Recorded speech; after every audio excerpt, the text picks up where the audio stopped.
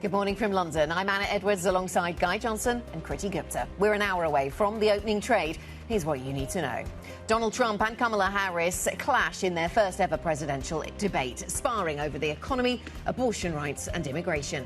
The yen touches its strongest level since January as a BOJ board member signals rate hikes are still in play. And JP Morgan dials back expectations for big bank earnings. Shares fall the most in more than 4 years.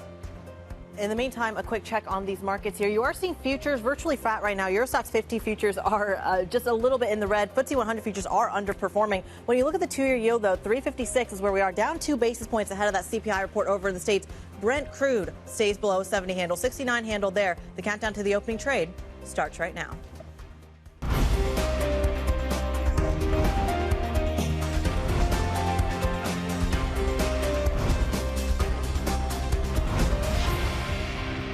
We have inflation like very few people have ever seen before, probably the worst in our nation's history. The freedom to make decisions about one's own body should not be made by the government.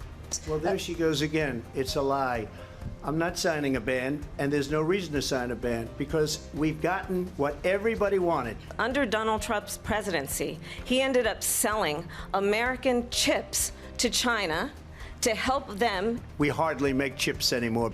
She hates Israel. At the same time, in her own way, she hates the Arab population. That's absolutely not true. He's trying to, again, divide and distract from the reality.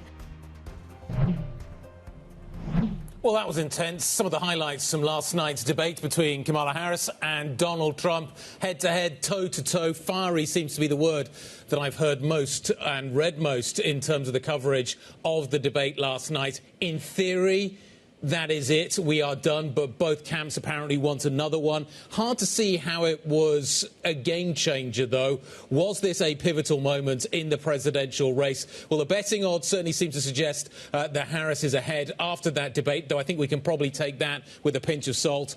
Asset markets have broadly moved in the same direction, though it was hard to pick out one moment that really stood out, except you could argue the endorsement of Kamala Harris by a childless cat lady. That seems to be also making significant headlines this morning, Kriti. Yeah, shall we specify that that's Taylor Swift, and yep. She called herself a childless cat lady. That's not Guy Johnson giving her that title. But I think it's a crucial one in terms of getting these celebrity endorsements as part of the campaign strategy of Kamala Harris. She talked about, coming out on rallies to Beyonce's Freedom, for example, really reaching out to a demographic. And she's doing it the same way, talking about abortion, even talking about things like gun control as well, saying for the very first time that she herself is a gun owner. This is a big deal in terms of bringing people over to her side.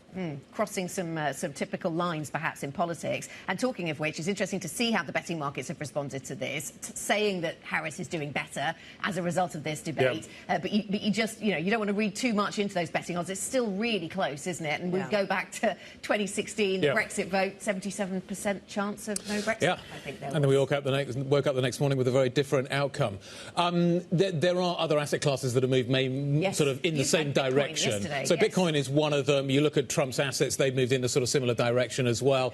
So I think that does seem to be the takeaway. But was this the pivotal moment? The first debate between Trump and Biden, we all knew the next morning that something significant had shifted. I'm not sure anything significant shifted as a result of what we heard last night. Well, if we're going by that metric of performance, the analysis is that she still hasn't come off as presidential yet. She still hasn't really claimed that title the way that perhaps President Obama did back in 2008. That's at least one comparison that's being made, given that he's a significant backer, or the same charisma that perhaps Michelle Obama had at one point.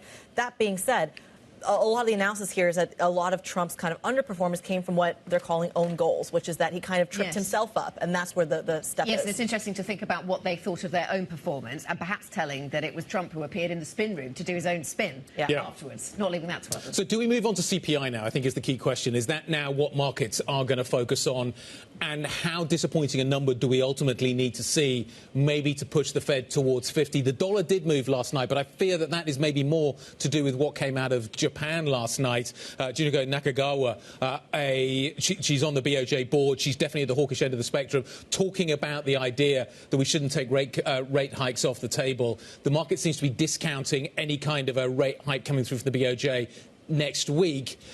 But the mood music seems to be drumbeating towards the idea that we are going to see more, and as a result of which the yen, which has just taken out the August lows on dollar yen, and now looking at the December, could be on the march here. Yeah, absolutely. The BOJ worrying about inflation and wages on a day where we get an important data print out of the United States. Just saying, we've had that kind of setup before. It didn't end all that well. Not suggesting that the stakes are as high today, because maybe, you know, this isn't a BOJ move. This is just some rhetoric from the BOJ. But interesting to put those together. We constantly have to watch the US data picture and what the Bank of Japan is doing with rates. Yeah, well, to put some numbers on that move, we're looking at a 141 handle on dollar yen right now. And to me, I think this morning, what struck me, and to be fair, I've been on assignment for about 2 days, so I haven't actually checked the bond market. The 2-year yield at 3.56, that is an enormous move in the span of 48 hours. And ahead of a CPI number where 2.5% is the print, or at least is the expected print. These are some pretty drastic moves that you're seeing in the bond market. And I think it speaks to the pricing, but also speaks to a dislocation. If you miss that number, how reactive are the markets here? Do we care about inflation anymore? I think so. I think we still do. But really, is the market, how much attention is... It feels... I've read a lot of kind of analyst notes, sell-side notes coming out over the last 24 hours, trying to figure out exactly how seriously I should take the CPI print.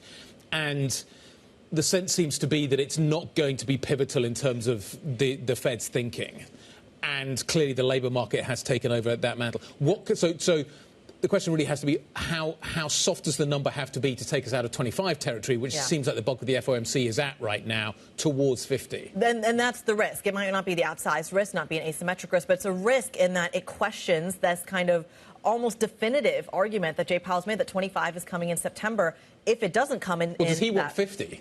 Well, sure, but that's still a separation from the 25, right? That's the baseline that we've been given. And there's a read-through into some of the banking story as well. There definitely is, and we saw that stateside yesterday very clearly. We'll return to that story. Just want to update everybody on what's going on in the banking sector a little closer to home here, because we have really fascinating stuff happening in the Italian and German banking sector. We heard overnight that Unicredit was taking an increased stake in Commerzbank, and now we know the scale of that.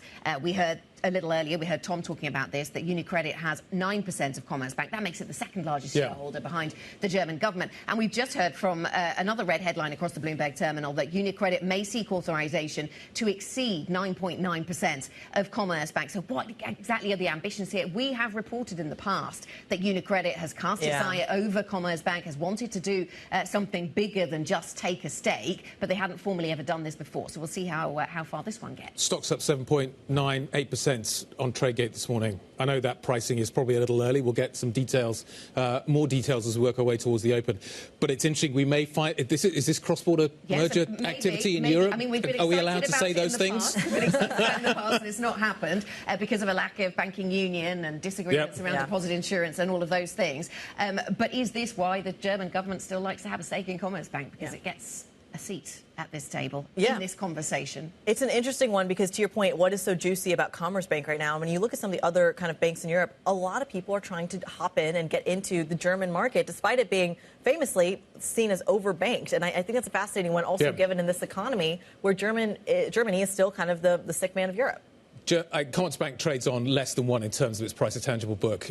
Unicredit now trades on north of 1. There is a strength here in Unicredit, just from an acquisition point of view, that its paper, its standing is so much greater. So it's going to be interesting to see whether it can leverage that and really take that on. Can I just quickly make the point that an Italian bank is taking a pretty gigantic stake? It's kind of an Italian bank. It's kind of a... I know, but Unicredit, you could argue, is actually one of the more pan-European banks that already exists out there. Fair. It does have at least footprints in a number of different countries. And whatever happens with this and this potential, interest, broader interest, stakeholdings, takeovers, the CEO of Commerzbank is not going to look for another term. And our reporting suggests that Bettina Orlopp is somebody who might be a friend of the show. Friend of the show, exactly. Maybe she's listening. We like to have friends. Maybe she's watching. Talking of friends, we are going to have another one join us very shortly. Lazard's Ron Temple is going to be joining us to discuss the market implications of what we saw last night in the US debate, maybe pushing forwards as well to the CPI print we're going to get later today. We're going to have a similar conversation with Baweja of UBS, get his view on a potential Trump 2.0 trade. Emmanuel, head of European equity strategy at Barclays, is going to be joining us around the open. Plus, we're going to be talking what is happening in the commodity space, what's happening in the oil space, more particularly Max Layton Citi's global head of commodities, will be joining us in the next hour. Yes, absolutely. Oil really interesting on the day we get the CPI print. Of course, I mean, obviously, what's happening in oil prices now doesn't feed into the data that has been, but worth remembering, we are below $70 a barrel on Brent. Let's tell you a little bit about what's coming up later in trading. We've got gilt issuance taking place in the UK. We've got Germany issuing some debt as well. So those things are on the agenda. Let's move this along, tell you what's coming up in the United States. We've got mortgage applications, of course, and then we move to the big one, which is CPI, and that is where we no doubt will focus our attention a little bit later on. I mean, you were both, maybe we've done justice to that conversation already about how much CPI matters. I mean, Bloomberg Economics already saying that if the Fed wants to do 50, then a subdued core inflation print would give them the justification to do it, but you just don't know whether that's really what they want to do. The tone of the conversation seems to be, from the bulk of the FOMC, that 25 is kind of where they want to go. They want to start cautiously. Yeah. Powell seems to me maybe have one foot in the 50 camp, judging by the language that he has delivered thus far. I guess the question that a lot of people will be asking post-CPI print today will be, if the Fed only does 25, is it going to be behind the curve? And I think that's what the market is grappling with at the moment. And this kind of this fear of the hard landing is creeping into the narrative in a much more stronger way. And does it depend on what is priced into the market by the time we get to that meeting? You know, that's going to be an important input, at least, to the Fed's conversation. Right, but that's the concern, right? That I'm having such deja vu right now in this question of Fed credibility, because we had this conversation on the upswing, on the hiking story, that the Fed is late to hike, and it caused so much kind of panic. And I think that's the biggest reason, or the biggest case for 50, in that it has to be a bigger move to make up for that lateness. But again, that's I think only but then does that signal panic? Does that then signal that the economy is deteriorating faster and the soft landing is off the table? That's made the point that challenge. I think on Monday you made the point that the market reaction to Waller's comments taking 50 off the table was a more significant one, almost counterintuitive. But that's what I mean about maybe the hard landing debate's creeping in, and the market's getting more worried about a hard landing. Therefore, it wants 50. Let's talk about what else you need to know this morning. Israel has proposed to giving the Hamas leader safe passage out of Gaza in exchange for the group freeing hostages and giving up control of the Strip. This comes as doubts deepen about the two sides' ability to reach a ceasefire. Amazon says it will spend over $10 billion in the United Kingdom to grow its cloud business, adding to a string of recent expansion moves in Europe. The UK's Treasury says the 5-year investment in data centres will support up to 14,000 jobs and contribute to over $18 billion for the economy by 2028. Can they actually plug these data centres into the electricity grid? Yes, remains a challenge. It's a perennial topic of conversation on this programme, one we will return to. Coming up on the programme, we'll get more on the US politics story for you this morning. More analysis of the US presidential debate and how the election could play out in markets. We have seen, as Guy says, market response, whether you're watching the yuan, you're watching Bitcoin, you're watching certain stocks over in Asia. But what else do we need to know from a market perspective? Plus, BMW and VW sinking German car makers deeper into a crisis. What it means for the future of the European economy. We'll get Oliver Crook on the programme with some analysis. And up next, expectations for US CPI later today and what the data could mean for the path ahead for the Fed. We will have that conversation in more detail. If you want to get in touch, if you want to suggest topics we put to our guests, please do. IB plus BBTV Go is the function that you need to do that on your Bloomberg terminal. This is Bloomberg.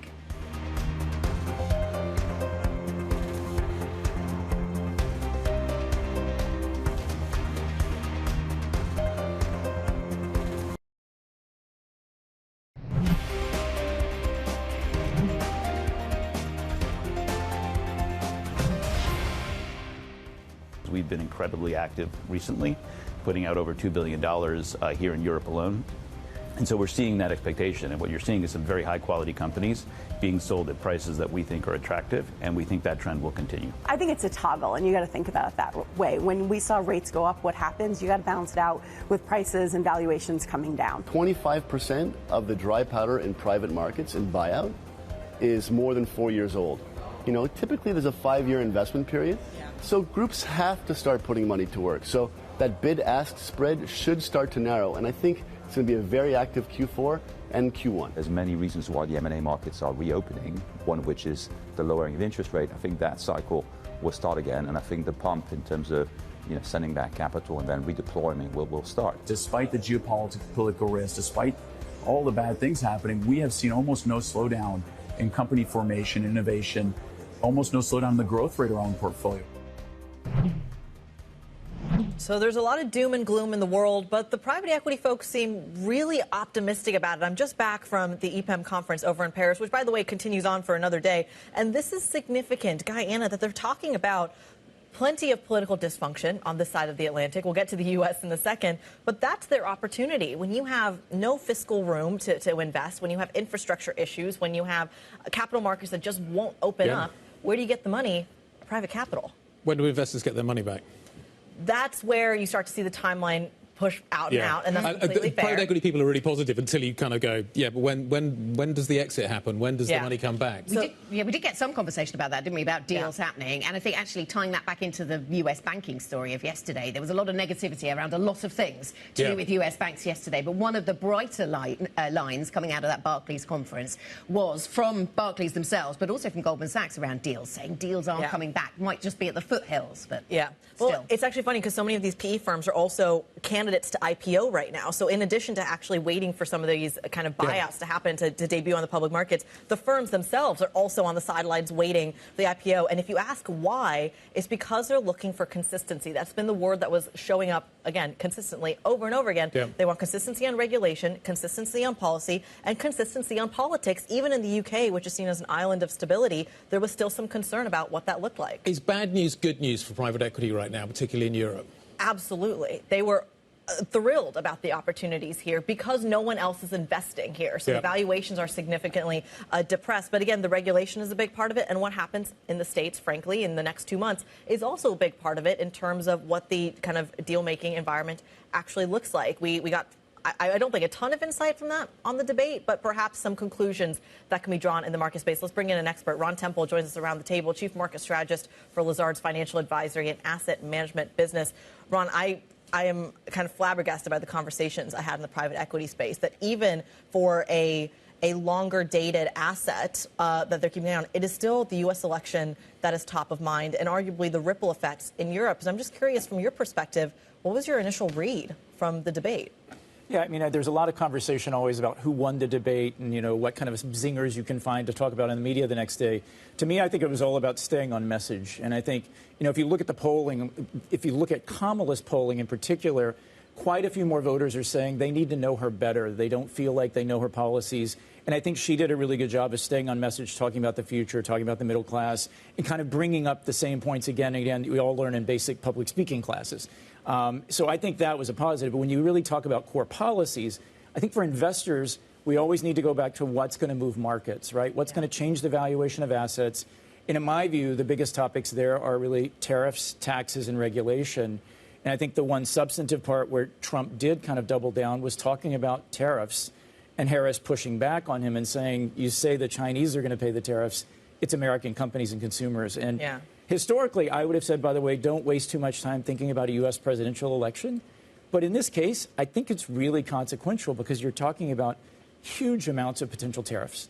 Right. Well, you bring up the tariff conversation, and we'll dive into it. But I also thought it was interesting that he's using tariffs as a way to fund the tax cuts so that it doesn't kill the deficit in the U.S. or at least expand on it. But how does that show up in the bond market? When it comes to the Trump trade or the Kamala trade, what is that trade in the bond market?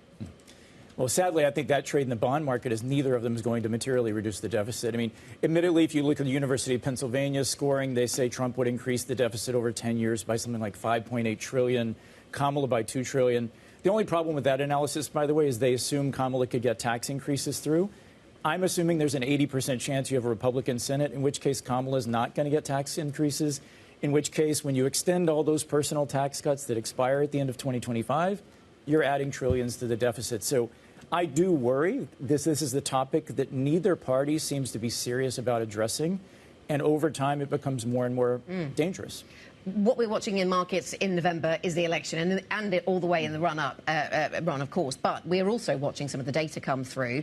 And we are increasingly focused not on CPI, but on the jobs report, looking for cracks in the labour market. That said, CPI today, not the jobs report. So what kind of curveballs could this number throw? Or do you think it's just going to be 25 from the Fed and that's that, move on?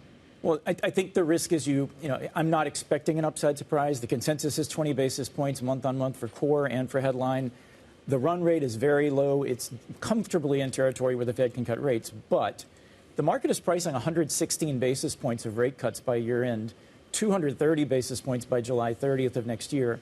That's really aggressive. I think the market is effectively pricing a recession scenario, which I do not expect, assuming that you have policy continuity from D.C. And you don't see consumers, the cracks in the consumer too what's the right word there, too brightly right now. They're not too vivid, these cracks. They're definitely visible cracks. I mean, if you look at credit card delinquencies, we've been seeing that for several quarters. Auto loan delinquencies.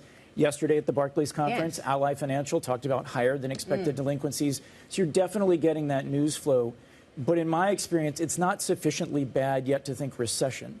What I'm seeing in the labor market and the credit markets is a weakening of the economy from a very strong position to a less strong position that you would expect 2 years after a rate hike cycle began. So I think the hard part for the market is figuring out, is it easing of tightness in the labor market or is it weakness?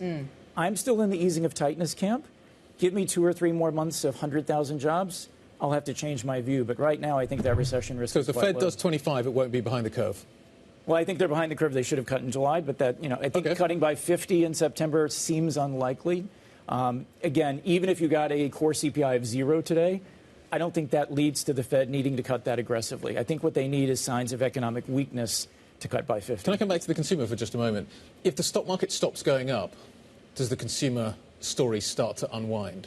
I'm smiling because Americans seem to be psychologically connected to the stock market when only half of them own any stock directly or indirectly. But it's the ones that are kind of the ones that are least troubled at the moment. And you can see it in European tourist trade. You can see it in the US in terms of where the spending comes in services. That cohort, that upper end, which does own stocks, has had a good run. If the stock market stops going up, psychologically, do they retrench a little bit? I'm skeptical. I mean, if you look at the people who own the vast majority of equities in the U.S., it's the wealthiest people, and their marginal propensity to consume out of that extra wealth is pretty low. Sure. So maybe psychologically there's a bit of a shift. I think it's all on the margin. I mean, the market's hovering at all-time highs, and yet you look at polling and people say the economy's not great. I don't know that it translates to spending. In fact, I'm quite confident it doesn't. People's 401ks are looking pretty good right now in the States. They are, but typically people get those once a quarter. Unlike us, they're not watching it every day, all day. Sure. And so, I don't think it really moves the needle as much as some of us might have thought, in a financial sector role. Yet, that shows up in, to the point, like wealth, the wealth effect, sure, and it shows up in things like consumer confidence. It shows up in things like spending habits, to Guy's point. Are those tradable data points, then, if that's the argument you're making? I think they're incremental clues to tell you if the economy is easing of tightness versus weakness, right? I mean, we're all kind of trying to find those shades of gray here. And so that's why I kind of keep coming back to the November election. Historically, not very important because you're steering a $28 trillion GDP. It's a super tanker. But in this case, if you really are talking about imposing 60% tariffs on China and 10 to 20% on everyone else in the world, that's something we haven't seen in modern U.S. history. I mean, we literally take our tariffs back to 1940s levels. All right, I'm going to put you on the spot, 10 seconds here. Do we see a correction before the end of the year in the stock market? I think it depends on the polling, and it depends on how people think the election's going to work out. I think right now the market is not pricing the risk of a global trade war. And by the way, it's interesting. Economists talk about GDP and CPI. No one's talking about corporate profit margins and economic demand for the consumer who has to pay those tariffs. And those are still looking pretty decent at the moment. We'll see. Ron Temple will leave it there, Chief Market Strategist for Lazard's Financial Advisory and Asset Management business, joining us around the table this morning. We thank you so much. Coming up on the program, we go right back into the debate. He's talking about what that polling looks like, talking about what that policy looks like. We're going to get another voice on it. Bhanu Baweja joins us from UBS Investment Bank on how the markets are preparing for the next U.S. president. Is it the border? Is it the polling? Is it the tariffs? Or, in my view, is it the deficit? We're going to be talking about that and more. Stick with us. This is Bloomberg.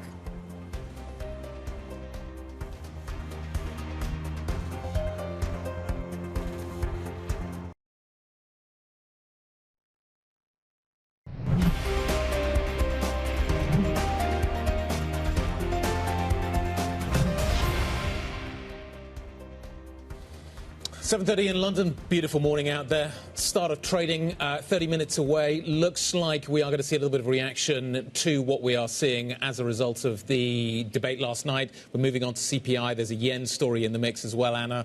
Lots of things going on. Equity markets, I think it was hard to take a steer from last night. A clear one. Yeah, hard to take a steer from. There were some moves in Bitcoin, moves in the Chinese currency, things that would either deliberately talked about or had took their reading from the betting markets and what Trump's odds looked like. So there was that to think about. But in terms of the futures picture for Europe, I'm not sure we see a huge amount of read across from the debate into this. We're waiting for CPI, of course, waiting for that important inflation print. To the extent that we're still watching inflation intensely, we know we're watching the labour market as well. So that's what we have on the equity market futures picture. I should say the US futures down a bit this morning. We had weakness in the banking sector stateside yesterday, and that didn't weigh on the whole of the S&P, but it took the edge off, certainly, for some in the sector. And US futures are down this morning, down by 0.3%, Critty. Yeah, certainly something we want to keep an eye on as the banking story evolves, how it shows up in the bond market as well. In the meantime, of course, to your point, all eyes on that debate, and you can actually see the bond market pricing there. Not a ton of action, despite the fact that you're seeing almost a 3-4 basis point move in the front end of the curve in U.S. yields at the moment. Again, back to the U.S. politics story. Kamala Harris and Donald Trump clashing over their economic agendas in the ABC News presidential debate. Take a listen. We've had a terrible economy because inflation which is really known as a country buster. It breaks up countries. We have inflation like very few people have ever seen before, probably the worst in our nation's history. Donald Trump left us the worst unemployment since the Great Depression. Donald Trump left us the worst public health epidemic in a century. Donald Trump left us the worst attack on our democracy since the Civil War. And what we have done is clean up Donald Trump's mess. Joining us now from New York, Bloomberg's Vonnie Quinn, who, of course, has been up all night for us watching this debate. Vonnie, walk us through if we actually learned anything new. Was this policy light from your analysis? I wouldn't call it policy light, Critty, but we didn't really get any new policy details. So we got a lot of rehashing of what we know already about Kamala Harris's economic policies, for example, and a lot of the same attacks from Donald Trump that, you know, she's been in the administration for almost 4 years now. So what you're getting is the same Kamala Harris that you had as vice president. However, for her part, what she did do was clarify some of her positions and really go on the attack with Donald Trump. And that's something that she needed to do in order to win over some of those undecided voters that we keep talking about. Right? For his part, he really played to his base. He played to those MAGA supporters. It's not clear that he reached beyond that. He played to the same types of themes that resonate well with those supporters. And when he was under pressure, when she was putting him under pressure and baiting him about the size of his rallies and so on, he fell back into things like conspiracy theories, migrants in Springfield, Ohio, eating people's pets and so on. That actually had the moderators at ABC jump in and, you know, fact check and say, look, the manager from Springfield, Ohio has said that this is just not the case. There have been no reports of any dogs or cats being eaten by any migrants. So there were some very strange moments in the debate. But, you know, many Wall Street analysts say that Kamala Harris won this debate for what that means, right? Does it really mean anything? Will it translate into votes? Potentially. Will it continue the momentum? Will it take the narrative? Will we see more debates now because the perception is that she won the debate? Possibly. Donald Trump certainly spent time in the spin room after the debate, which never really happens with candidates in a debate.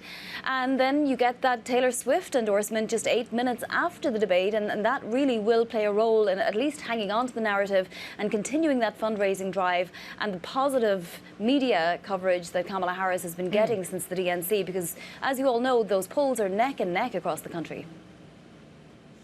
Yeah, Vonnie, we talked thinking about reaction and what the reaction's been like. Yes, we can look at the markets. We could look at what Taylor Swift's reaction was.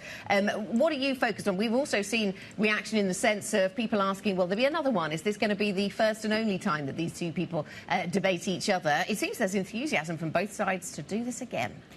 The campaign chair for the Harris campaign immediately told the Wall Street Journal they wanted a second debate. And when Trump was told this in the spin room, he said, sure, she wants one because she got beaten so badly. His impression is that he won the debate and won it by a mile. And he said he's quite happy to debate her again. I think there would be appetite for it. The latest New York Times Siena poll showed that 28% of likely voters wanted to know more about Kamala Harris. That was just 9% when it comes to Donald Trump. So I think further into the campaign season, perhaps another debate might actually go down very well. That being said, there are only 55 days left, and there are those Sun Belt states and Rust Belt states that these candidates will need to plaster. And we know that in August, for example, Kamala Harris out-fundraised Donald Trump by about 3-1. We'll know in about 10 days' time whether that momentum continued into September. But Democrats certainly want to keep that momentum going if they are to beat former President Donald Trump.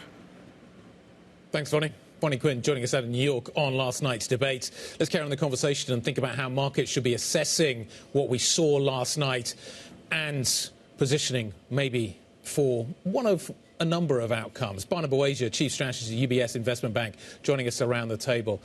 Let's start with kind of last night. Was there anything that stood out to you on the policy front that markets need to pay attention to? No, I think it was actually policy light. We didn't learn too much more about the policy that we can get from the Democrats, from Kamala Harris. We didn't learn too much more.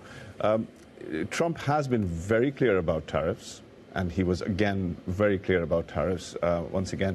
And that is a problem because the kind of tariffs that we are talking about, if these numbers are correct, right, the 60% tariffs on China and 10% tariffs across the world, this is about, in weighted average terms, if you look at weighted average across the world, you're talking about 3 to 4% the kind of tariffs that we saw in the previous administration. The tariffs peaked in 2019. We're talking about 3 to 4 times the amount of those tariffs. Right. So the degree of the hit to growth versus inflation is going to be much higher. So Trump 2.0, sorry, Biden, I'm going to get it right in a moment. Trump 2.0 looks different to Trump 1.0.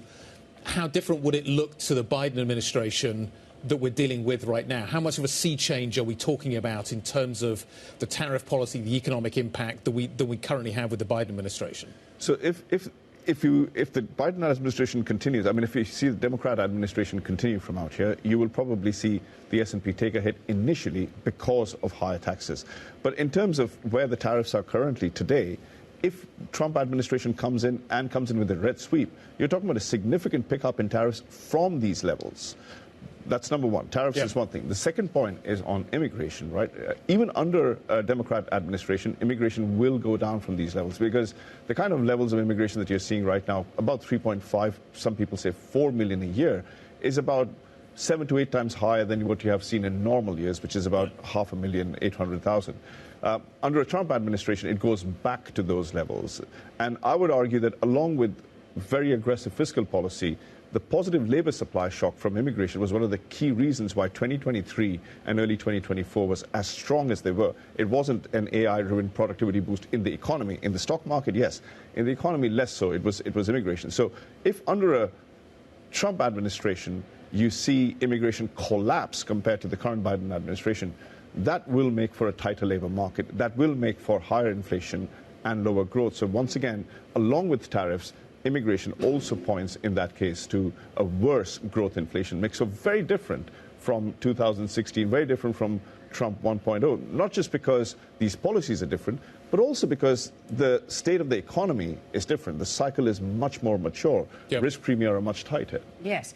Good morning, Bhanu. So that's really interesting on tariffs and some other areas in regards to how much we rely on Trump 1.0 and how much we don't. And you've made that point, I know, in other media about how we shouldn't necessarily see that as a blueprint. What about the overall GDP impact? I mean, can you give any sense of what the overall GDP impact will be of either of these candidates? Because, I mean, Harris likes to quote the Goldman Sachs view that in the next 2 years, Harris will be better for growth. But that's if she wins the White House and Congress. And there are a lot of people saying, should we really be talking about clean sweeps here, or should we be talking about something else? So if you think about real GDP, in the case of Trump administration, you will likely see over a 2 to 3 year period, relative to the counterfactual, if you're right that tariffs are going to be implemented to the extent that they're talking about, you could see real GDP down by 0.2, 0.3%. So a hit there. But in nominal GDP terms, which sometimes what matters more for equity markets, you could actually see the numbers higher. But that's because of inflation, right? Because the inflation hit, or the increase in inflation from the kind of tariffs that we're talking about, could be as high as 130 basis points. Right? So that's a very big pickup in inflation, and that's why I'm saying growth modestly lower, inflation significantly higher, if we actually get the kind of tariffs we're talking about from this. So are risk assets right to have that knee-jerk reaction that tax cuts are good, therefore risk assets go higher under Trump, if you also get alongside that the tariff experiment? So Anna, it depends on what is being priced, and because we get estimates for pre-tax and post-tax earnings, what the market estimates right now tell us in terms of earnings is that they are expecting a red sweep, right? Because if you look at the implied tax rate from these estimates, the implied tax rate is not just 21%, but it's about 19%. So the market not only expects these low tax rates to continue. So again, just to put the numbers, 21% is where we are right now. Under Kamala Harris, it could potentially, depending on what the makeup of the Congress is, go to 28%. What the market is expecting is 19%. So they're expecting lower taxes. In other words, they are expecting a Trump victory, and they're expecting perhaps a red sweep. So the real surprise would be that if you do get a Democrat president, and you do get a House which is Democrat, which is low probability, but nonetheless, if that happens, then you see a big pickup in taxes. So earnings expectations are unprepared for a Trump victory? Earnings expectations are expecting a Trump victory. They're they're completely pricing in a red sweep. Earnings expectations are unprepared for a much worse growth inflation mix that is likely to come from a Trump victory. Gotcha. But the timing of this is quite poor in that it's coming as, to your point, a Fed easing cycle as well. Not to mention questions around the debt and questions around the deficit and the read-through into the bond market. And that's the part that I lack clarity on, in that if we're talking about a deficit that's growing under either candidate, why is the market not pricing that in? The market is pricing that in, right? The curve has begun to steepen quite aggressively. I mean, we've gone from nearly a negative 80 basis points to stance to now what is mildly positive to stance. And I think you will see more of that. I think the curve will continue to steepen. Remember, the entire curve has had very high real rates. So that's fact number one, that for this level of the economy, where nominal GDP is potentially dropping from a 6 handle to a 3 handle, you need to see much lower real rates. And as real rates come down, they're going to come down across the entire curve. The 2-year rate has gone from 5% to 3.5%. Yeah. The 10-year will react to that by coming lower. Well, that's Fed pricing, and that kind of normalization you're talking about is a much longer prospect. I want to also add very quickly about the GDP comment that you made to Anna as well. 8% of the American economy's GDP comes from the oil sector.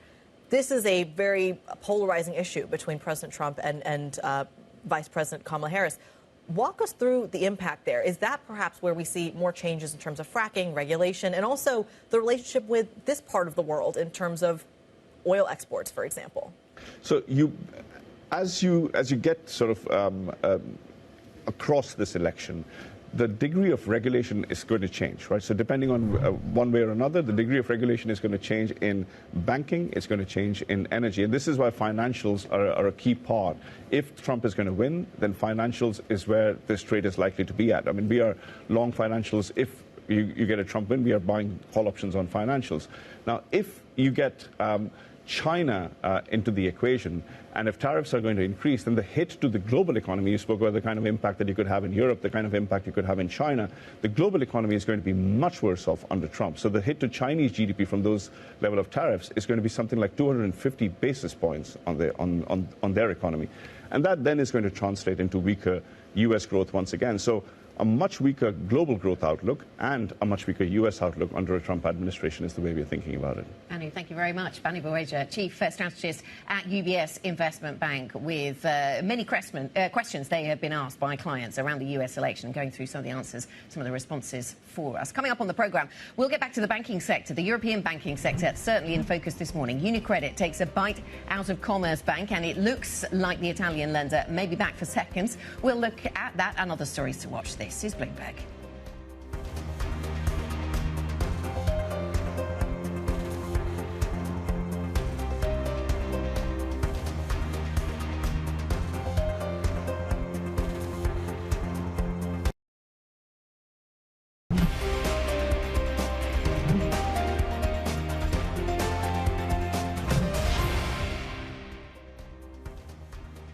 Welcome back, everybody. 13 minutes until the start of European trading, and this is what the futures picture looks like. There's a few areas of brightness there. The US futures picture, though, looks negative. Looks as if we'll be down by around 0.3% at the start of US trade. At least that's what E-minis are suggesting right now. Let's talk about the markets. Bring in our Markets Live executive editor, Mark Cudmore, for 3 minutes on the markets. And Mark, let's start with what's going on FX markets and dollar-yen in particular. Quite a substantial move in the yen, perhaps driven then by some of these BOJ comments, keeping us alive to the idea that we might get another hike from the BOJ on the same day that we're waiting for US data to come out, this time CPI. What do you read into this yen move this morning?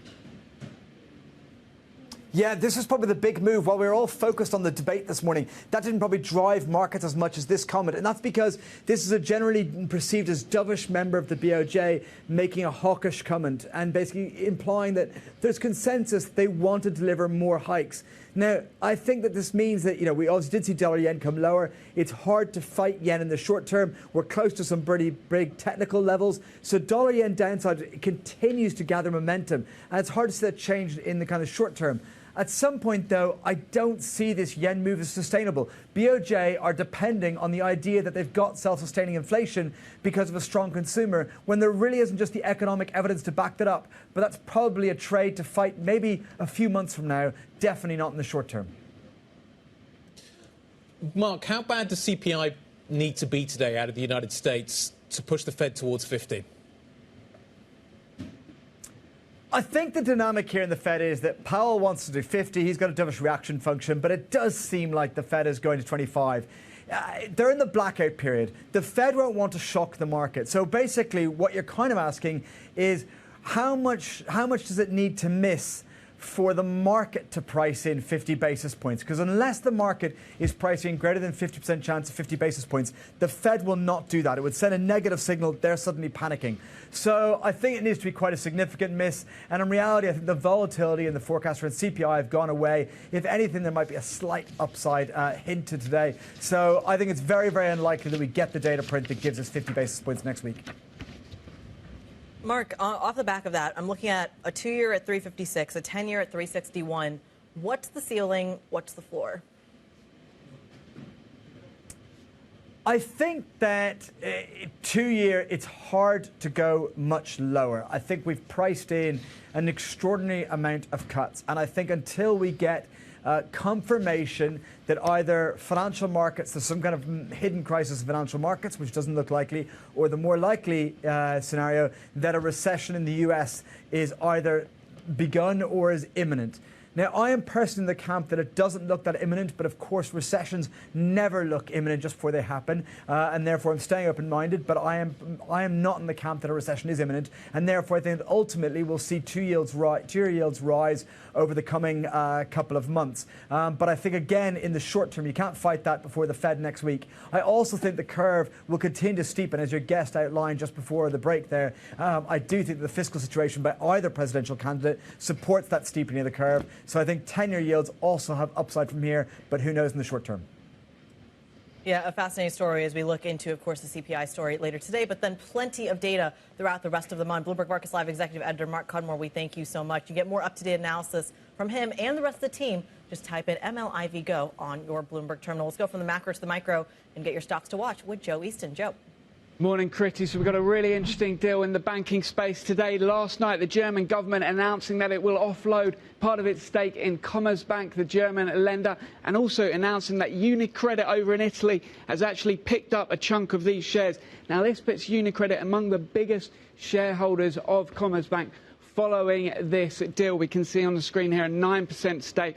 German government has 11%. BlackRock, the other big holder, with 7%. Now, the interesting thing to note, though, is in the statement, the German government statement, they did actually say that they will now look to exit the holdings. So they're going to continue to sell down that stock, something we didn't know they were going to do in terms of actually exiting it entirely. So interesting on that point. But one thing on this is it was actually priced at a premium. So it priced at above 13 a share. Now we can see where it traded yesterday. So we are actually seeing a gain in Commerzbank stock today of around 8% on the Tradegate exchange. So it looks like this is going to be a decent mover to the upside in Europe this morning.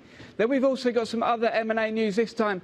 Back in the UK, we've got an update on the RIA bid for RightMove. RIA in Australia announcing last night that RightMove have rejected their bid for the company. Now, they also gave us the breakdown of the deal. It's part shares, part cash as well, and they say it represents around a 27% premium from where the stock was trading before this news broke last week. So in terms of the per share price, 705 pence it would be when you break it down, giving the valuation in total of around 5.6 billion. But RightMove saying that the deal wholly is opportunistic and actually undervalues the business as it is in its main parts. So therefore, we're going to have to wait to see how the stock reacts to that one. But the pricing on the deal looking quite high, so potentially a bit of positivity on that one. Then in terms of earnings, we've got Inditex. Of course, their main business is Zara, looking really strong as well. But as we can see from the chart here, this stock up around 56% over the past 3 years, recently traded at a record high as well. So potentially the expectations are high on this one, but the sales are beating expectations. Sales at Zara up around 4% in the last period. The margin's actually better than expected as well, and the company talking about how some of their latest clothing lines are selling really well. So all round pretty positive, but expectations high on Inditex in Spain. One to watch later today in Madrid. Thank you very much, our equities reporter Joe Easton. Just wanted to flag a bit of capital raising happening in the markets this morning. I see the words ABB all over the place. Accelerated book builds as various companies come to the markets in speedy fashion to try and raise some money. Some of that will be, the effect of that will be neutralised by expectations of M&A, perhaps around Commerzbank, for example. But elsewhere, we might see some impact to the downside. This Commerzbank story is fascinating. Since Critty joined us, we've talked a lot about what is happening in terms of the European consolidation story. Maybe, just maybe, Personal this is the first, precisely, the first signals that actually it's going to happen. I find it interesting they paid a premium. I find it interesting that the German government wants to continue to offload its stake. This is a process that could have wider implications. Is it a one-off, or is this something that we can start to see elsewhere? Unique circumstances, you could argue, but Europe desperately needs this. Yeah. I mean, I could argue the argument for it being simply a one-off, beyond the excitement, is that Orchel has had his eye on this for a very long time. So we're going to see how that ends up trading in just a couple of minutes. Futures pointing higher. Stick with us. This is Bloomberg.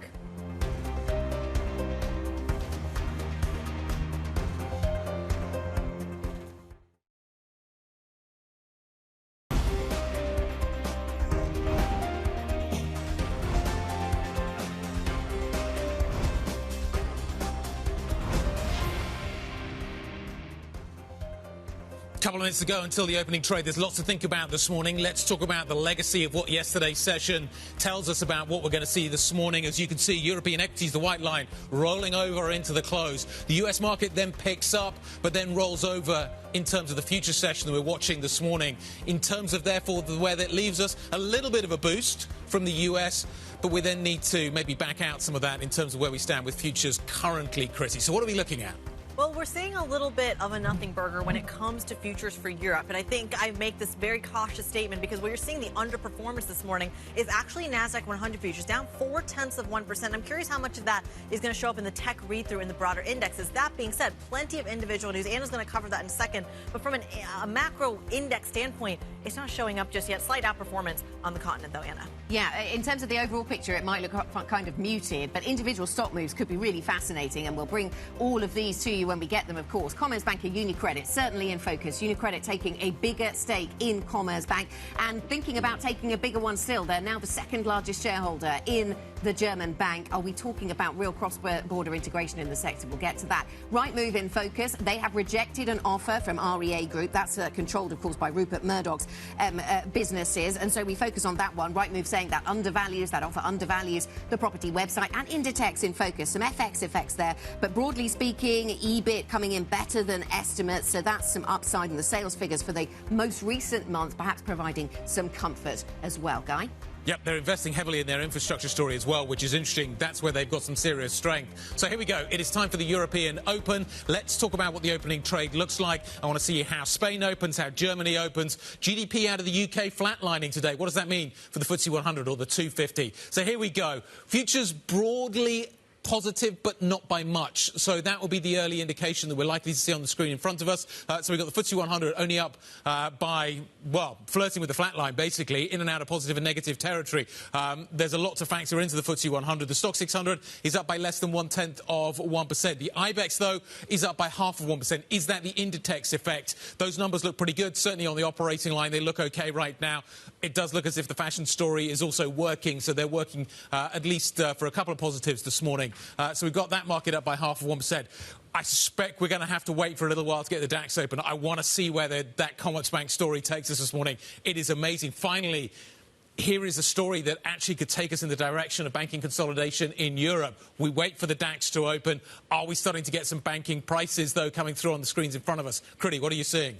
Well, we don't just have them just yet. We're still waiting for some of the liquidity to kind of shake out. But from an index level, from a sector perspective, you're seeing underperformance, I see right off the bat, in some of the biotech space actually as well. AstraZeneca seems to be your biggest index weight, as is GSK as well. So I'm going to keep an eye on those as well. But the commodity sector seems to be shining this morning and driving the FTSE 100 just a little bit higher, Anna. It feels like perhaps off the slight boost we're seeing in the macro space, oil crossing 70, but that's the story at least for the FTSE 100. Yes, interesting. We have got some trade on Unicredit, which is, is now the second largest shareholder of Commerzbank, could be interested in owning more of this business, and it's down. It's down by 0.8%, which when you consider what could be at stake here, maybe isn't the biggest of moves, and I wonder if that, is that some nervousness perhaps around what they're prepared to spend here, but also some excitement around cross-border M&A. We'll see. We'll get some expert analysis on the sector in just a moment. We had autos doing really badly yesterday. They're kind of flat today, which, taking a breather from that heavy selling that we saw in yesterday's session. To your point, Critty, basic resources, the best performing sector, up by 1.2%. And Guy, this might be something that's right up your alley. Fast fashion, Inditex shares opening higher in Spain, up by 2%. The numbers look pretty good there. The operating line looks good. They're talking about full fashion actually working and looking fairly good at the moment. The story that really stands out, if you read the statement in terms of the outlook, is when they talk about their investment into infrastructure. Like, fast fashion has really relied on this. They have led. They've got the omni-channel story really working really quite strongly for them at the moment. They're continuing to invest in that space. That talks about maybe going from strength to strength. I've got I'm still waiting for a trade on Commerzbank, but I've got a trade on Deutsche Bank, which is now up by 3.2%. So that's interesting. That's a sort of feels like a derivative trade. Maybe it means that Deutsche Bank is not buying Commerzbank. Maybe that's kind of why Deutsche Bank is up this morning, because Unicredit might be buying it. I think it's interesting to kind of see how this one is going to shake out. And there you go. Commerzbank is open. It's up by 13% this morning. There you go. Well, there we are. That's a good place to start our conversation with our next guest, I think. Let us go straight to Emmanuel, European Equities, Head of European Equity Strategy at Barclays. Emmanuel, let's start our conversation on the banking sector, shall we? How excited, is that the right word, should we be about cross-border consolidation within the European banking sector?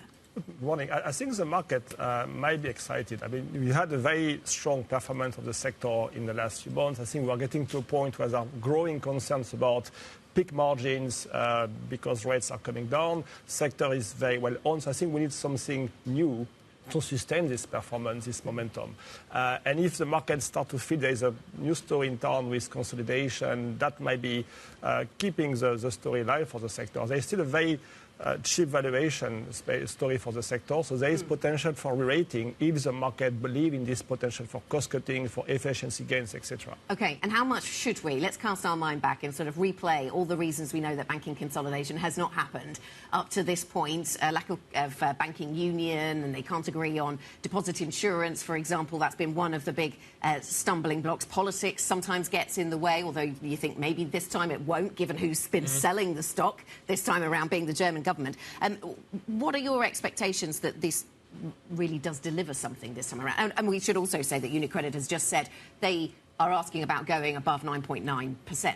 They're not saying, we plan to buy this whole thing. Exactly. So I think it's going to be a very, very slow-moving process. As their thing is just a step in the direction that the market has been hoping for some time, right? So obviously we had a lot of political fragmentation in Europe.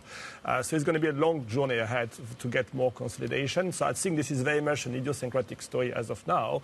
But look, again, the market might see the broader sector impact down the road and keep an eye open on that.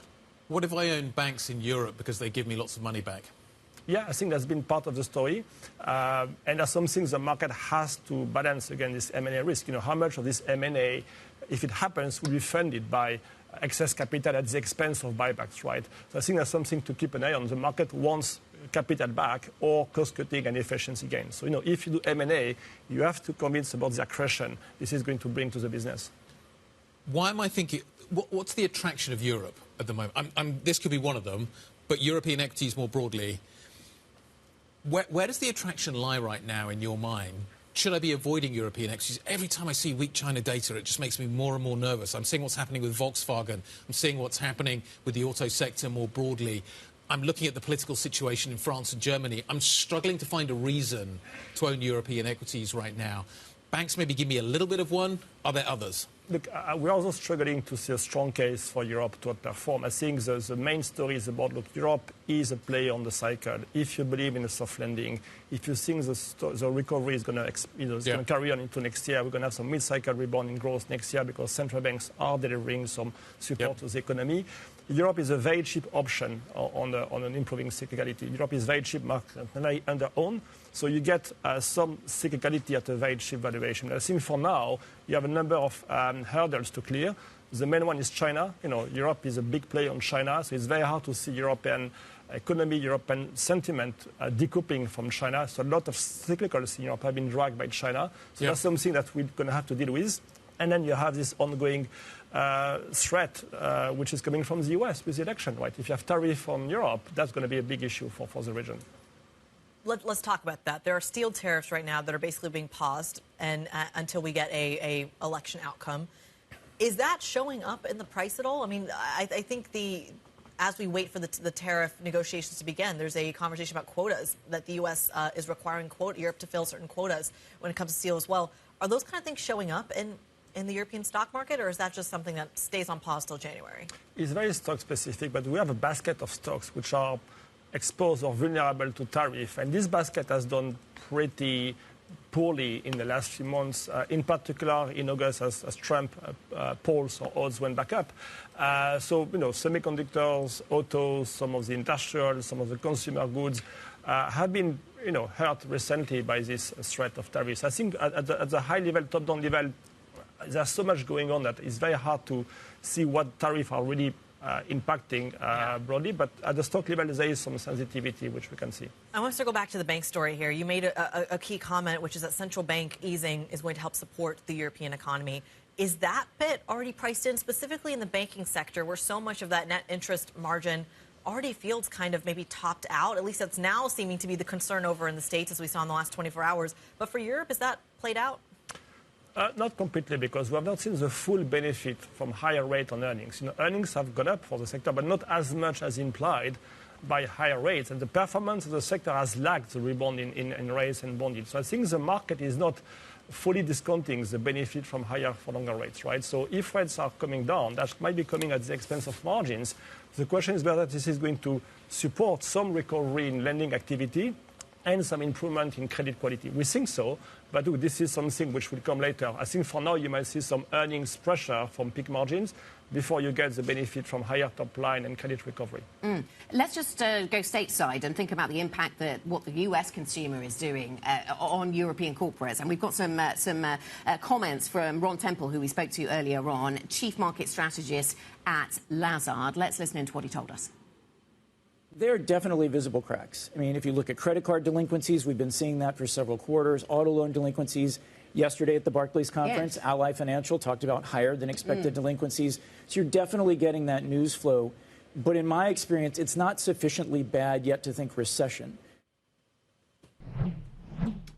So that's Ron Temple talking about, the cracks that are appearing in the US consumer story, but not sufficiently bad to mean recession.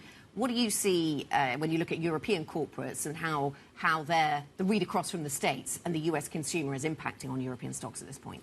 We are seeing cracks as well, but none of that is coming as a surprise. You had a significant rate hiking cycle in the last 3 years, and the point of hiking rate is to slow the economy as a way to slow inflation. And now we are getting to the point where, inflation is going down, but that's also because growth is coming down, and that's a reason for central banks to start cutting rates. At some point we have to go through this kind of soft patch for central banks to be able to pivot and deliver those rate cuts. So we think there is enough strength in the private sector. Balance sheets are very strong in the consumer and the corporate sector to avoid a recession. But look, we are walking a very fine line because, of course, we don't have the full, maybe we don't have enough view on this broad ramification of higher for longer rates. So it might take that we get softer growth first before growth get better next year on these rate cuts. We think rate cuts will help growth to rebound next year. But for the time being, you might see weaker growth before it gets better.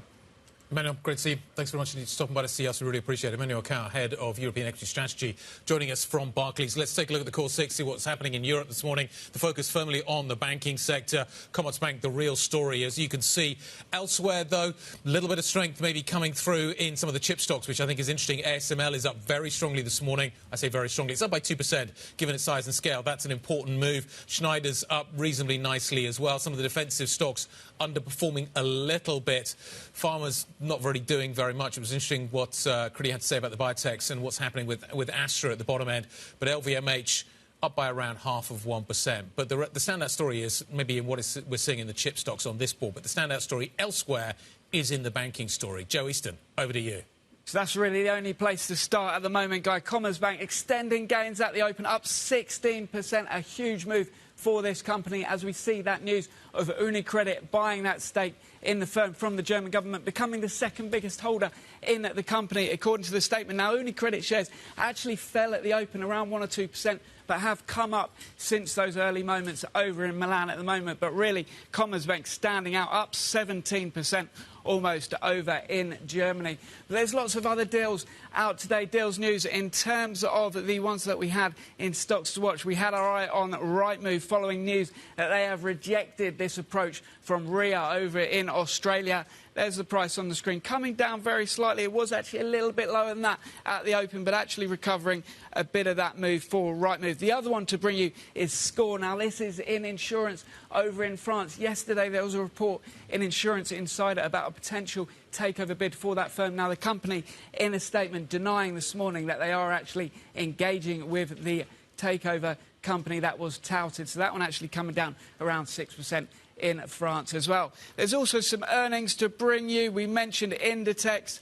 There it is at the top. They're up 4% almost, beating on sales and also margins today for the owner of Zara, looking pretty strong across the board. And then we've got WH Smith. Now that one extending as we speak, up almost 12%, mostly driven by the travel business, all the travel retail in airports and train stations. And a couple of big movers to bring you. Anna mentioned earlier about a lot of share placings across all of the screens, and two big decliners we're seeing today. Santander Polska, the Polish unit of Banco Santander, and also InPost. Both of those got big share sales. Santander offloading some of their Polish unit shares, and InPost as well. All of those on accelerated book builds, declining today. We'll take a look at one sector that was hit yesterday, was banks. We had updates from Goldman Sachs and JP Morgan at a conference, both of them talking about potential declines in earnings, and that hit a number of European banks. The Barclays, Deutsche Bank, SocGen all fell yesterday, but coming back up today, given there is a bit of a respite for those firms. Then two morning calls to bring you, both of those in healthcare, and they're both pretty unusual. Two downgrades for companies that we don't tend to see. Novartis, firstly, downgraded at Bank of America. They reckon that the run of earnings upgrades is going to start easing over at the Swiss firm. So that is really unexpected. That one down 2.3%. And finally, AstraZeneca, out of about 30 analysts, only 3 have sells. We got a new one today over at Nordea. That's doing the damage on that one, down 1.4%. On the risk of generic drug competition, AstraZeneca declining in London. And you're seeing that kind of feed through into so many of the other pharmaceutical names as well this morning. Joe Easton from our equities team, we thank you so much for bringing us those stocks to watch. Coming up, a little bit of a pivot. Zara owner Inditex reporting rising sales despite poor weather hitting the rest of the retail sector. Those shares up almost 4% now. A closer look at those numbers next. Stick with us. This is Bloomberg.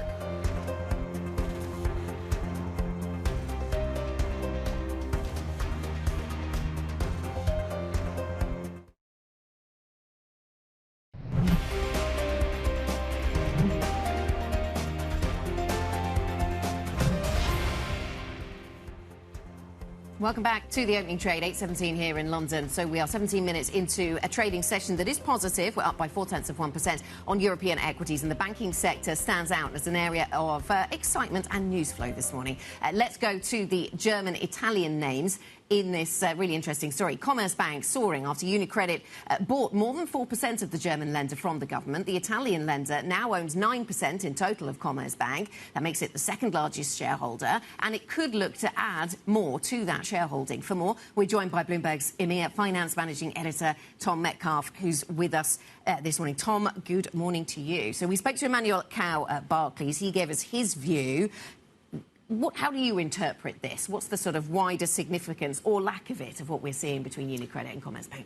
For me, it's just a fascinating strategic move from Unicredit. Like, you know, they're definitely sending a message. They paid up for this stake. They paid more than Commerzbank was trading at yesterday. And, you know, they didn't just buy the 4.5% from the German government. They also have 4.5% from the market. So they now got a 9% stake. And, you know, they're messaging very careful. They're saying, hey, this is an investment. We'll, you know, take a view on this, see how things go. But obviously for me, as a journalist, I'm like, oh, does this mean there's going to be, you know, perhaps certainly chatter about a takeover, and will they actually go to that extent? Yeah, it's unclear if this is a trade or a takeover at this point. We'll wait and we'll watch. Is this cross-border activity? Unicredit's kind of got a foot in both camps in terms of the border. Vereinsbank obviously was kind of what makes it German. So how should we read the German government's sale of the stake to Unicredit? Is this tacit acceptance of the fact that a cross-border deal wouldn't be a bad thing? Yeah, it's all rather delicious, isn't it? I mean, I like that interpretation. You know, I think that's another element here. One of the big things preventing cross-border M&A in Europe is not just regulation, but the politics. So I would agree, like, look, if the government, if you're buying from the German government, that would suggest to me, you know, they maybe see you as a good buyer. How does this hit buybacks and dividends, though? If that's the juicy bit of European banking right now, does this impact that? Well, Unicredit have come straight on their statement and said absolutely not. And, you know, for Unicredit share price and investors, that's probably the key thing here is what they're really looking at. I was just talking with Anna. It sounds like Unicredit shares are, you know, not taking the normal downward hit that acquirers of big stakes normally do. So suggests that, you know, they're doing an OK job of reassuring investors on that front. And for me, that's probably going to be the decisive factor if there is any further movement, is can they do anything further without impinging, you know, what has been a very successful strategy previously. What are the missing parts on cross-border M&A, Tom? I mean, banking union has talked about often. Without that, how far do these kind of stories go? Well, exactly, and that's the really interesting thing, because fundamentally, none of these big roadblocks have actually changed. What's happened is Unicredit has gone out and bought a stake, you know. So I think that's still the big challenge. That's what we hear from all the executives. It needs to change. But, of course, maybe there is a change in that sort of sentiment on the, you know, European level. We saw the big call for more investment in Europe. One of the big levers you could pull in Europe is to make sure that cross-border stuff... Mario Draghi might like this kind of news. I reckon he might, you know. Yeah. Tom Metcalf's quite excited. I'm very excited.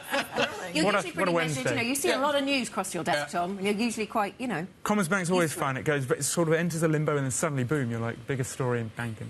Fantastic. It's certainly one we're going to keep an eye on. Is this finally the moment where we see more of those cross-border deals? We've talked about the impediments to them. Are we about to see those leapt over? Let's talk a little bit about what is happening in the car sector in Germany. A slightly different angle, maybe a less positive one. Car makers across Europe sinking deeper into crisis, undermining the future of Germany and Europe, you could argue, is one of the most important industries that we have. Let's talk to Ollie Crook, who's in Berlin. Ollie, we had BMW yesterday, we've got the VW issue, and this kind of slowdown that we're seeing there, putting jobs at risk. In some ways unrelated, but in some ways so related, because they both go to this crisis that is at the heart of this industry.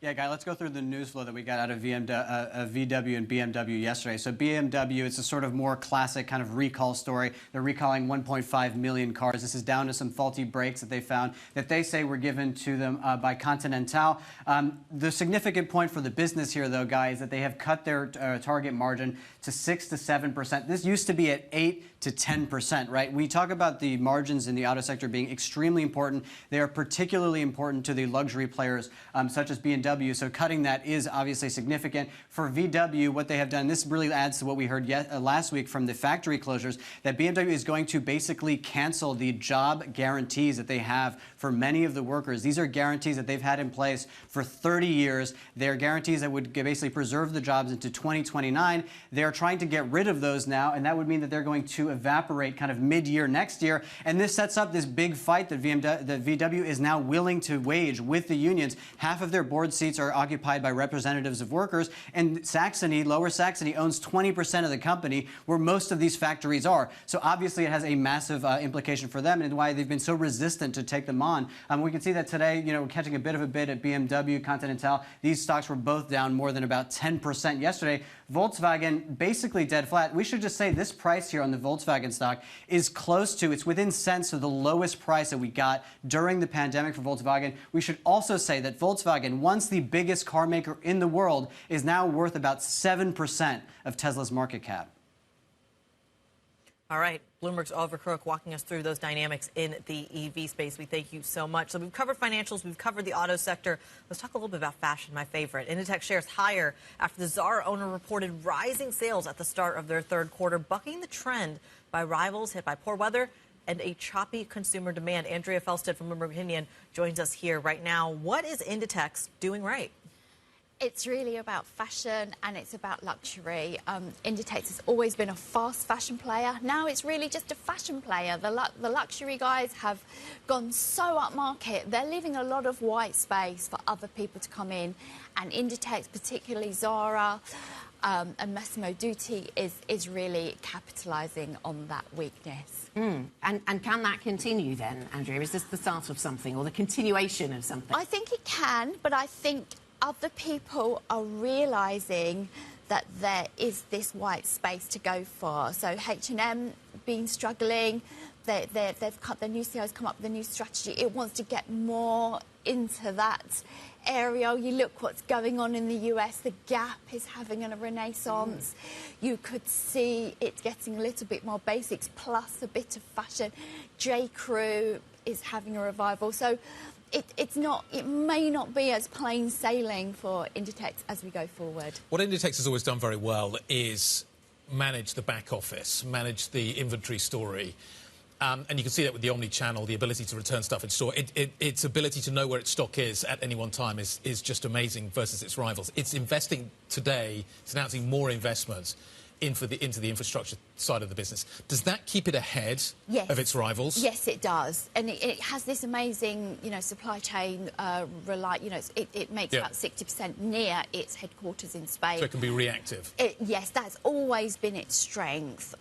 Plus this infrastructure, it really is keeping ahead of rivals. There was a time when they were all catching up with that speed, but it is staying ahead, and we're seeing that in the results. Andrea, just briefly, are there any sort of online-only names that are, big hits with the Insta crowd that are going to become bigger names that we're going to need to be watching? Well, obviously, there was Shein. We've got Shein. Young people I know talk about, others stateside. Actually, Stradivarius is having a little bit of a revival with Gen Z, so that's very good. It's excited. I literally just said that to our team. I think Stradivarius is underappreciated. I hear the word cider as well. Maybe that's a new one. OK, we'll come back to that one. Anna's probably more in touch with all of this than the rest of us. Not personally, you understand. Andrea, thank you so much. Really great to see you. Andrea Felsted from Bloomberg Opinion with us on set to talk all things retail. Coming up, Max Layton, Global Head of Commodities Research at Citi, will be joining us. More on what's fueling weakness in oil prices. We say weakness because that has been the dominant theme in recent days, recent weeks. Concern around demand in China and the United States, supply from OPEC, all of that adding up to some weakness in oil prices. We went under $70 on Brent. That's not the case this morning. We're bouncing a little, up by 1.5% again at 70.23. We'll get an update. This is Bloomberg.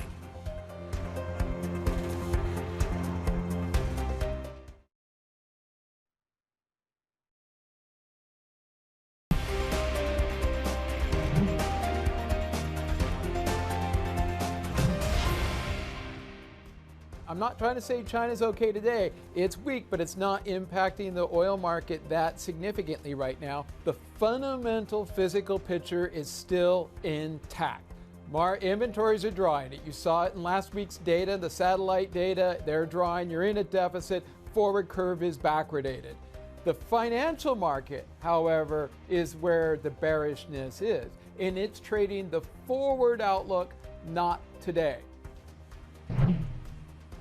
Jeff Curry now at Carlisle, speaking about what he sees in the oil market, what's happening right now, the impact that China is having. In terms of prices this morning, we're bouncing a little. In fact, we're bouncing quite a lot. Brent crude is up by 1.5%, 1.6%, back north of 70, 70.32. You've got WTI at 66.91, up by 1.8%. Where do we go from here? Let's try and find out. Max Layton, Global Head of Commodities Research, joining us from Citi, around the table. Morning. We're at 70. Let's call it 70 on Brent. Yep. Where do we go next year? Next year, I think we're averaging 60. Right. High conviction. High conviction. High conviction. What gets us there? So, I mean, we've got broadly slowing demand growth. It's been something that's been going on for 12 to 18 months. We're merely projecting that to continue over the next 6 to 12 months. Yep. And, you know, we've got to go from 1.4 million barrels a day this year down to 0.9 million barrels a day next year. And then on the supply side, you've got this really strong non-OPEC supply growth, really broad-based over the next 6 to 12 months, starting to impact the market. Look, the market's become, I would say, consensus bearish because the balances look so bad for 2025, in particular for the first half. Is it a choppy market, though? Because we're still trying to figure out what the outcome of the US election is, what the economic outlook is going to look like, how many rate cuts we're going to see. How much volatility do you see in that price? Yeah, it's certainly going to be volatile on the way down. Or at least we expect it will be. So We've had a big move lower to the kind of bottom end of the last two-year range. And market's quite short here. As I said, it's become consensus bearish. Yet the balance for this quarter is broadly balanced, a small deficit, actually. Okay. Libya could be offline for months. I mean, we just don't know at this point yet. It's too early to say. But it certainly looks like the risk is that actually this disruption goes on for longer than the market's currently pricing. And the Fed could cut 50 basis points. Our house view Fed cuts 50 basis points. So there's room for a $3 to $5 move higher over the next week or two. And, of course, we'd be recommending our clients sell that rally. So, Max, we heard it from Jeff there as well, but it is broadly known that the price curve is flattening as well. You talked about it from a demand perspective, but what is it actually pricing in? Is it U.S. demand? Is it Chinese demand? Is it OPEC oversupply? Like, where's this coming from? Sure, yeah. I mean, I think the market, time has passed, and we've got closer to what looks like a high conviction surplus for next year. And, the oil market price is a couple of months forward on the futures contracts and on Brent. And the market's just simply got closer to D-Day, really, to that kind of big surplus that we've been forecasting for some time. I mean, I would say the market is trying to send a strong signal to OPEC that there's no room for any more barrels. And, in fact, the market would, the bulls certainly, and our balances suggest that OPEC needs to cut a whole extra million barrels for the entirety of 2025 to balance this market. How far are we then from a curve in contango if we're talking about oversupply on the horizon? Look, I think averaging at 60, we're going to be in a moderate contango. The market's in a bigger contango that it looks because interest rates are quite a bit higher. So, yeah, not far, 3 to 6 months.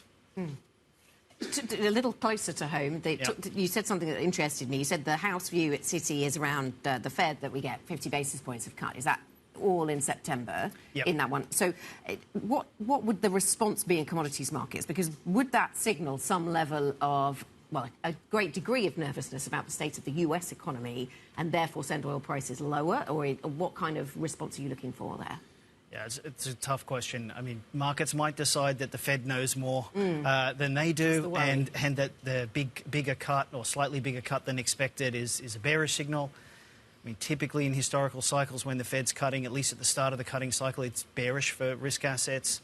So we're leaning cautious on the base metals, for example, precisely because of this kind of fear that growth is slowing down globally, particularly led by the US. So it's probably not bullish, at least until the Fed gets ahead of the curve. And well, if and when the Fed gets ahead of the curve, that's going to be the signal to buy things like copper, base metals. OK, and there's the China story, of course, in the mix there as well. But I want to talk about gold and silver because I know that's an area of enthusiasm for you. What's the time horizon around that? Is this sort of nervousness around the election, or is this more fundamental, industrial uses for certainly silver, or is this a CPI trade on gold? What's the story? Yeah, thank you. We're super bullish on gold and silver. We think, so the short oil on rallies and the buy precious metals or buy gold and silver is our top call. Has been for a few months now, but, now's the time, right? Now is really the time. We don't get super bullish or conviction bullish on things unless there is more than kind of one way it can be right. So on silver, for example, it's in a large deficit, has been a deficit for 3 years. The deficit is forcing... The only way you can clear the silver deficit is if you force investors to sell their inventory, their stock. This deficit, let's say there's about 3 billion ounces of above-ground bullion silver. Deficit's about 200 to 300 million ounces.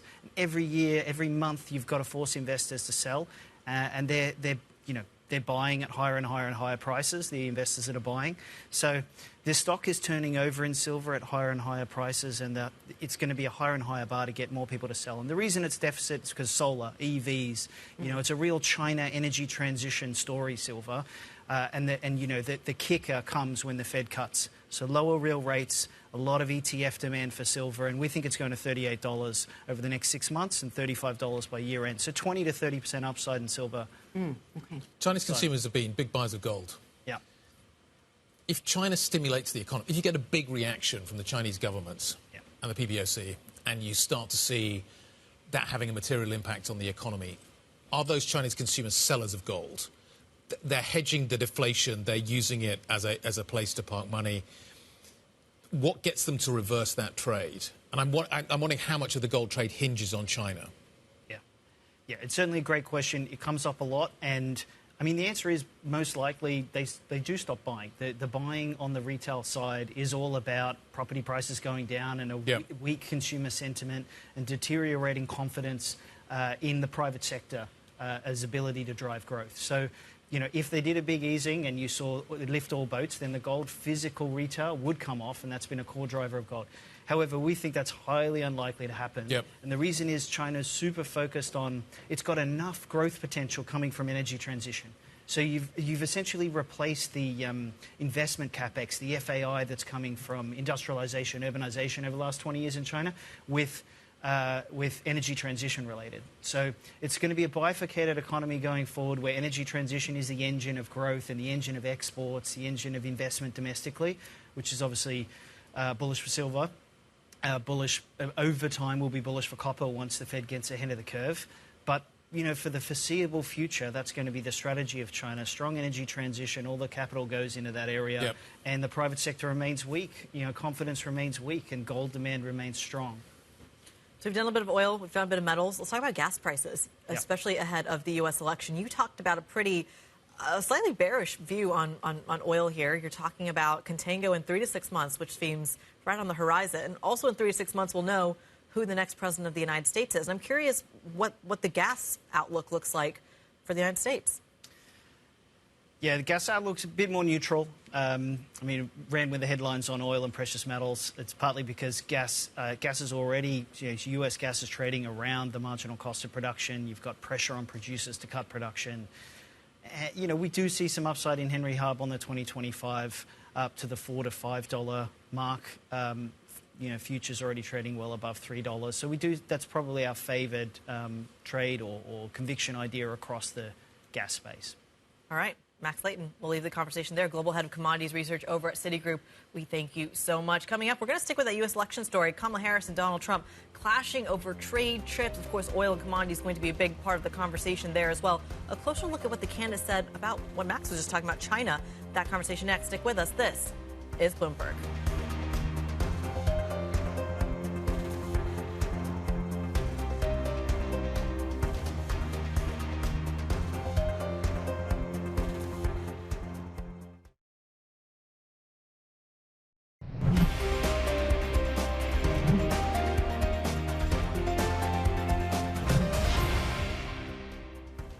Well, let's be clear that the Trump administration resulted in a trade deficit, one of the highest we've ever seen in the history of America.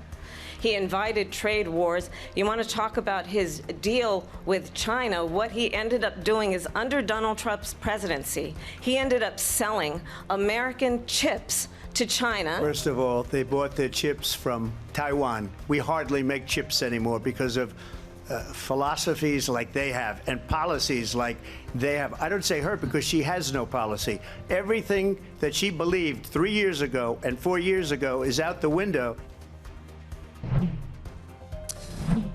Harris-Trump, the debate. Is it the only debate? We'll wait and see. Did we learn anything last night? I think that is the key question. Did it really move the dial? The indications seem to be that maybe Harris came out on top, certainly judging by the betting odds, but I think you need to take those with a pinch of salt. Let's get some analysis on what we did see last night. Vonnie Quinn joins us with the details. Vonnie, let's talk about trade. What did we learn there? We didn't learn that much more than we already knew, right? Both of these candidates want to appear tough on China, tough on anybody that would try to dominate the U.S. in terms of trade.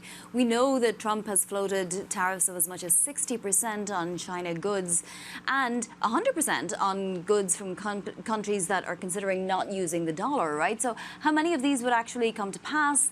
Well, it's hard to know, but Wall Street still does have to game them out. A guest earlier on your program from UBS talking about how, you know, a 60% tariff on Chinese goods could create a 250 basis point bump lower for China GDP, and that then would have a ripple effect on economies worldwide, including the United States economy. So what's being said right now and what actually takes place, you know, they may be two different things, but it's certain that both of them want to appear equally strong on trade and on being hard on, you know, countries that are not friendly to the United States trade-wise.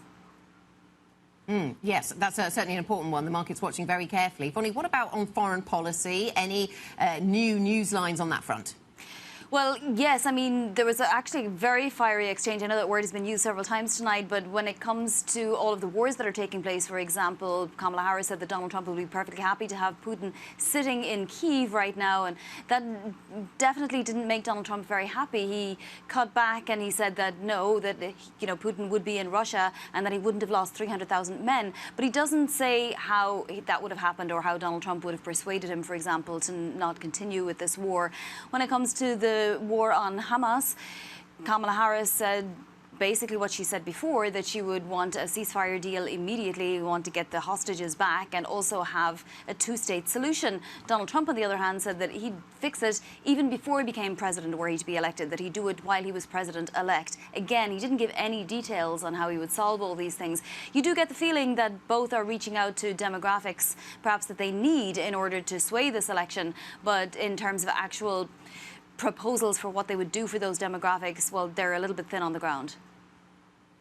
Well, Vonnie, it's a crucial point that you make, and I'm curious here, especially given Americans traditionally don't vote on foreign policy, if, to your point on kind of these distinct takes on the two wars in this region, if you think it's actually going to be a game changer for this election. It very well could, Critty. I mean, something is going to be a game changer, whether it's Taylor Swift's endorsement that tips over the balance in terms of the youth vote, or, you know, something to do with the Arab-Muslim vote or the Israel vote. It could be, because we know that this election is going to be decided on the tens and perhaps small hundreds of thousands of votes, right? In some of the 7 key swing states, one candidate will need to win at least 3 of those Rust Belt/Sun Belt states, and we know that there are large populations that have very strong feelings about certain of these international issues. Now, for most of the American populace, it's pocketbook issues, right? It's employment, it's the state of the economy, it's hope for the future, it's those kinds of issues. But, you know, the Arab-Muslim vote is a very important one. Donald Trump, for example, tonight said in front of the audience that Israel wouldn't exist in 2 years if Kamala Harris were to be president. And he also said that large populations of Arabic nations wouldn't exist. And again, he didn't say what he meant by that, but it was very unclear. He just acted like perhaps she wasn't telling quite the truth. All right, Bloomberg's Bonnie Quinn, we thank you so much for giving us that breakdown. It's a really fascinating dynamic that she's talking about in terms of just that this is becoming a voting issue now. And she mentioned kind of the Muslim American vote as well. Dearborn, Michigan is a great example. The polling numbers dropped just through the floor when it comes to Joe Biden as well. So I thought when he was, of course, the presumptive nominee, I think this is a fascinating one where the demographic changes. Anna, you were talking about this earlier as well when it comes to her being a female and her having her take on abortion. Does it bring out the women vote as well in terms of who is actually deciding this election? Yeah, I mean, to Bonnie's point, it could come down to just to a few people, and it's all very well to watch the betting odds and to watch the overall, vote share, but it'll come down to those swing states, no doubt, and the issues that resonate within those. We talked about party donations. Nice chart on the screen around Taylor Swift. Democratic Party donations. Guy and others linking this, and other editors here linking this to the Taylor Swift effect. I'm sure that's true. They're getting as a result of Taylor Swift endorsing Kamala Harris, that the Democrats saw a little bump up in their ability to raise funds. It's going to be interesting. This comes down to the demographic, though, doesn't it? You talked about what's happening with the female demo and the impact that could have on this election. Here is another piece in that puzzle. The fact that she has decided to endorse Harris, I think, speaks again to the narrative that maybe you are going to see this younger generation voting in that direction. It speaks to what has happened on the Supreme Court. It speaks to the wider debate. But the fact that she has come out and so obviously pushed back as well against what the Trump-Vance ticket has been, just the signalling in terms of the picture that she's taken and how she signed off on it, I think is really fascinating. Let's talk about what it means for the markets, though. You and I sat down this morning and you made the point, which I thought was really kind of relevant, which was that actually you don't want to look at the betting odds. We've all learned to be very cautious around those.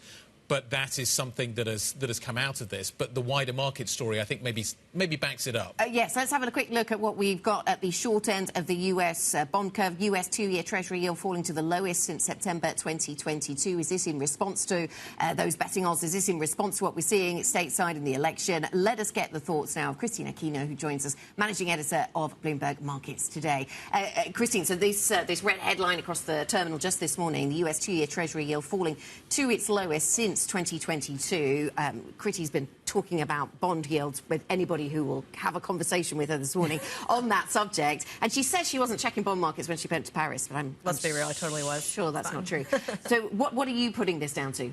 Well, Anna, I think what we're really seeing here is kind of markets getting over with the debate last night and then moving on to really what is the biggest catalyst for today, arguably this week, right? That is the U.S. inflation number.